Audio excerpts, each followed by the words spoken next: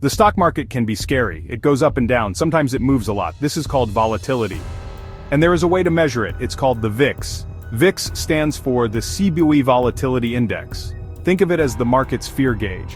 When investors are worried, the VIX goes up. Why? Because they are scared about the market going down.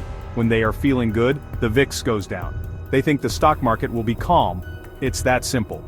The VIX is important because it can tell us how the market might move. This can help us make smarter investment decisions. So how does the VIX actually work? It looks at prices of options on the S&P 500 index. The S&P 500 is a group of 500 big companies. Options are like side bets on whether the S&P 500 will go up or down. The VIX looks at how much these options cost. If the options are expensive, it means investors are expecting big price swings in the S&P 500. This means they are worried.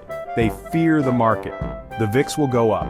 If the options are cheap, it means investors expect the market to be calm. The VIX calculates the expected volatility over the next 30 days. A high VIX means investors expect a bumpy ride. A low VIX means they expect things to be smooth. The VIX is not just a number, it is a tool. Traders use the VIX in many different ways. First, it can tell us about market sentiment. Is everyone feeling greedy or fearful? The VIX can give us clues. Second, some traders use the VIX as a contrarian indicator. This means they do the opposite of what the VIX suggests. If the VIX is very high, they might buy stocks. Why? They are betting that the market is too scared. They are being greedy when others are fearful. Finally, the VIX can be used for hedging. Hedging is like buying insurance for your portfolio. If you are worried about the market crashing, you can use VIX products to protect yourself. The VIX is a powerful tool, but it's not perfect.